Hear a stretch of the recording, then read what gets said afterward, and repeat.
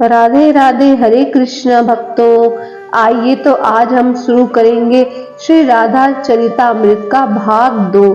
अगर आपको हमारी ये श्री राधा चरितामृत अच्छी लग रही है तो प्लीज हमारे चैनल पर यूं ही जुड़े रहिए और हमारे चैनल को सब्सक्राइब कीजिए। तो आइए चलिए शुरू करते हैं। जब श्री राधा रानी और श्री कृष्ण जी अवतार लेते हैं। जय हो जगत पावन प्रेम की, जय हो उस अनिवर्चनीय प्रेम की, उस प्रेम की जय हो जिसे पाकर कुछ पाने की कामना नहीं रह जाती, उस चाहे की जय हो जिस प्रेम चाहे से कामना रूपी पिशाचनी का पूर्ण रूप से नाश हो जाता है। और अंत में हे यादव कुल के वंशधर व्रजनाभ, तुम जैसे प्रेमी की भी जय हो, जय हो। महर्षि सांडिल्य से श्री राधा चरितामृत सुनने की इच्छा प्रकट करने पर महर्षि के आनंद का ठिकाना नहीं रहा और वो उस प्रेम सिंधु में डूबने और उभरने लगे थे। हे द्वारकेश के प्रपोत्र, मैं क्या कह पाऊंगा श्री राधा चरित्र को।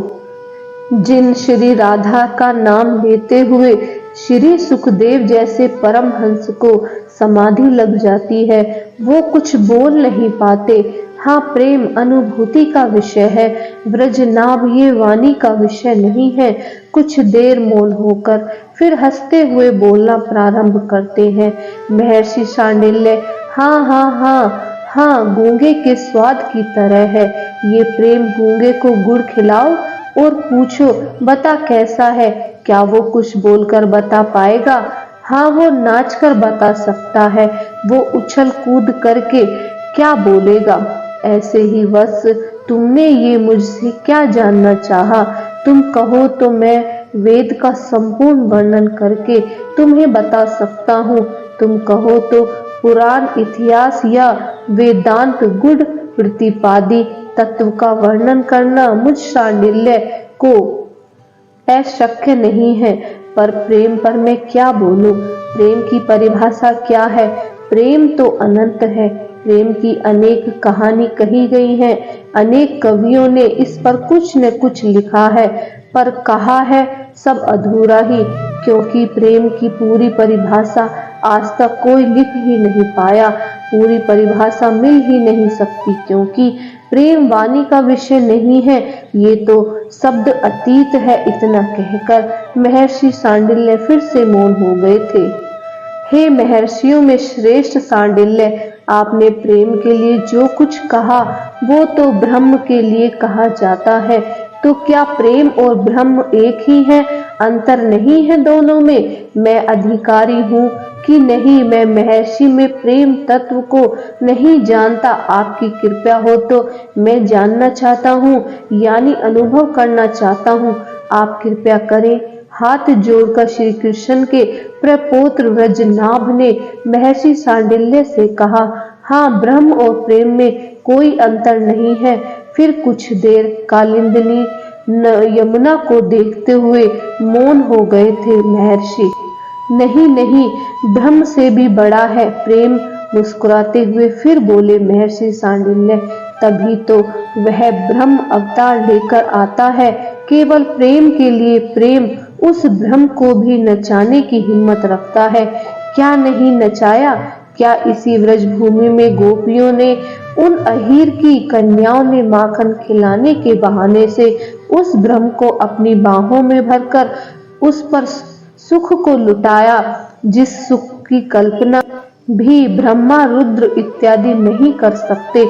उन गोपियों ने आगे वो ब्रह्म नाचता है। आहा, ये है प्रेम देवता का प्रभाव। नेत्रों से झरझर अश्रु बहने लग जाते हैं। महर्षि के ये सब कहते हुए कृष्ण कौन है? शांत भाव से पूछा था व्रजनाभ ने ये प्रश्न। चंद्र है कृष्ण। महर्षि आनंद में डूबे हुए हैं। कहाँ के चंद्र है? व्रजनाभ ने फिर पूछा। श्री राधा रानी के हृदय में जो प्रेम का सागर उमड़ रहा है, उस प्रेम सागर में से प्रकट हुआ चंद्र है ये कृष्ण, महर्षि ने उत्तर दिया। श्री राधा रानी कौन है? फिर व्रजनाभ ने फिर पूछा। श्री राधा रानी कौन है? फिर व्रजनाभ ने फिर पूछा। वो भी चंद्र है।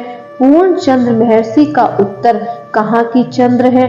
ब्रजनाभ आनंदित है पूछते हुए, वत्स ब्रजनाभ, श्री कृष्ण के हृदय समुद्र में जो संयोग वियोग की लहरें चलती और उतरती रहती हैं, उसी समुद्र में से प्रकट चंद्र है ये श्री राधा।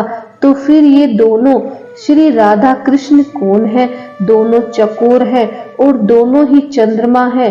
कौन क्या है कुछ नहीं कहा जा सकता। इसे इस तरह से माना जाए, राधा ही कृष्ण है और कृष्ण ही राधा है। क्या व्रजनाभ प्रेम की उस उच्च अवस्था में अद्वैत नहीं घटता? वहाँ कौन पुरुष है और कौन स्त्री उसी प्रेम की उच्च भूमि में विराजमान है। ये दोनों अनादिकाल से, इसीलिए राधा कृष्ण दोनों एक ही हैं। ये दो लगते हैं पर है नहीं। हे व्रजनाभ, जो इस प्रेम रहस्य को समझ जाता है वह योगियों को भी दुर्लभ प्रेमा भक्ति को प्राप्त करता है। इतना कहकर भाव समाधि में डूब गए थे महर्षि सांडिल्य। हे राधे जय श्री कृष्ण जय राधे। ये आवाज काफी देर से आ रही थी। देखो तो कौन है? विशाखा सखी ने ललिता सखी से कहा। कहो ना, ज्यादा शोर ना मचाएं। वैसे ही हमारे प्यारे आज उदास हैं, उनका कहीं मन ही नहीं लग रहा है। ऐसा क्या हुआ है? ललिता सखी ने विशाखा सखी से पूछा। प्यारे अपनी प्राण श्री जी को चंद्रमा दिखा रहे थे और दिखाते हुए बोले, तिहारो मुख तो चंद्रमा की तरह है मेरी प्यारी, बस रूठ गई हमारी राधा प्यारी। विशाखा सखी ने कहा, पर इसमें रूठने की बात क्या है? ललिता सखी फूलों की सेज लगा रही थी और पूछती भी जा रही थी। जब प्यारे ने अपनी प्राण श्री राधिका से उनके चिंबुक में हाथ रखकर उनके कपोल को छूते हुए कहा, चंद्र की तरह मुख है तुम्हारो। ओहो, तो क्या मेरा मुख में कलंक है? मेरा मुख में काला धब्बा है? बस श्री राधा रानी रूठ गई। ओहो, ललिता सखी भी दुखी हो गई। पर श्याम सुंदर को ये सब कहने की क्या जरूरत क्या थी? पर श्री राधा रानी को भी बात बात में मान नहीं करना चाहिए था। विशाखा सखी ने कहा, प्रेम बढ़ता है, प्रेम के उतार चढ़ाव में ही तो प्रेम का आनंद है। यही तो प्रेम का रहस्य है, रूठना फिर मनाना। श्री राधे जय श्री कृष्ण जय राधे।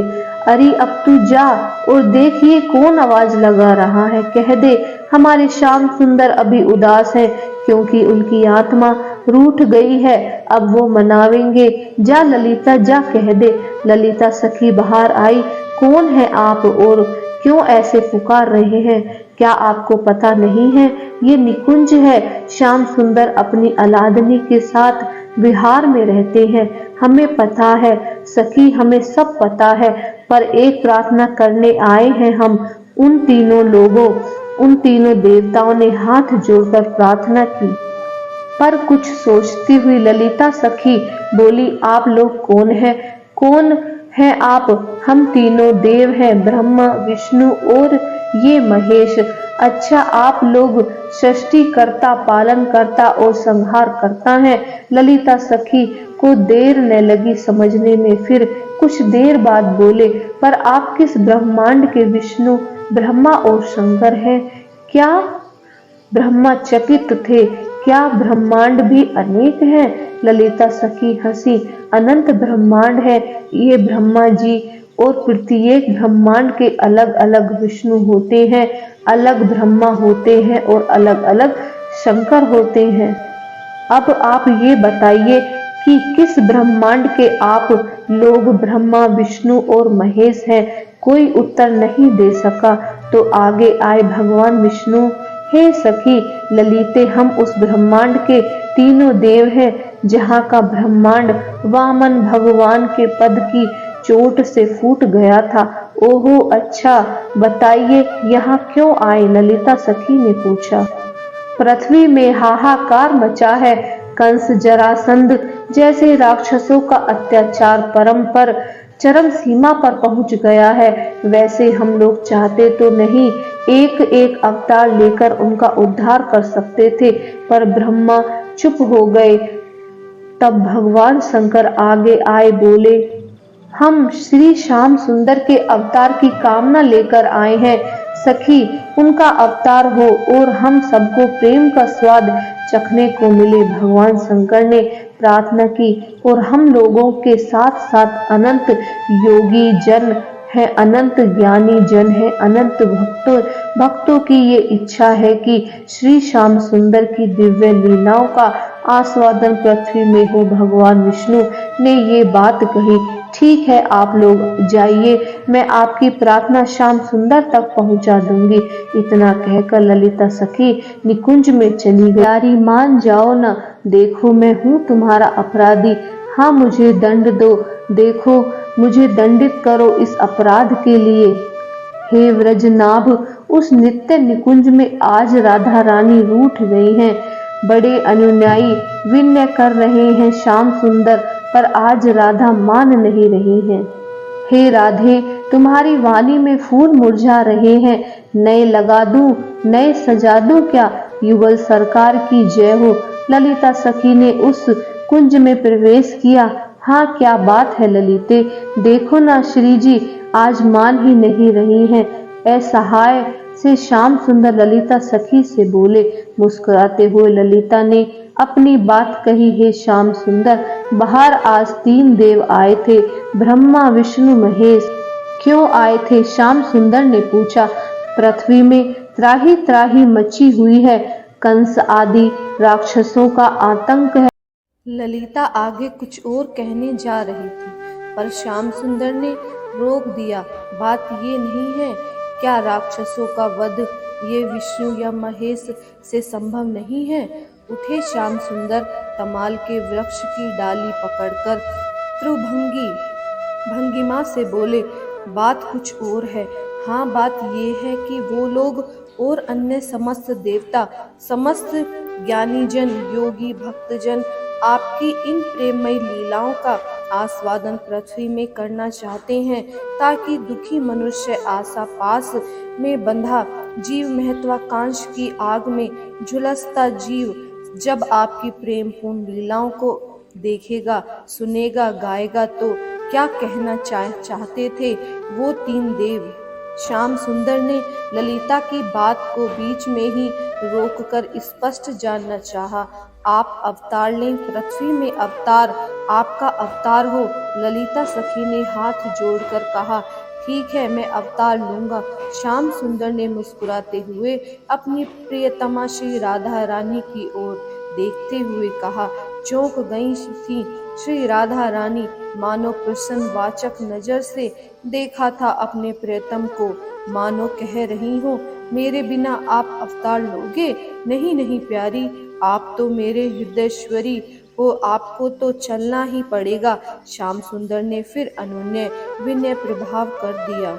नहीं प्यारे, आपने अपने हाथों से श्याम सुंदर के कपोल छूते हुए श्री राधा ने कहा, पर क्यों क्यों राधे, क्यों नहीं? क्योंकि जहाँ श्री धाम वृंदावन नहीं, गिरि गोवर्धन नहीं, और मेरी प्यारी ये यमुना नहीं, इतना ही नहीं, मेरी ये सखियाँ, इनके बिना मेरा मन कहाँ लगेगा? तो इन सब को मैं पृथ्वी में ही स्थापित कर दूं तो?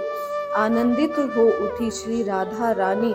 हाँ, फिर मैं जाऊंगी, पर लीला है प्यारी, याद रहे विरह वियोग की पराकाष्ठा का दर्शन आपको करना होगा।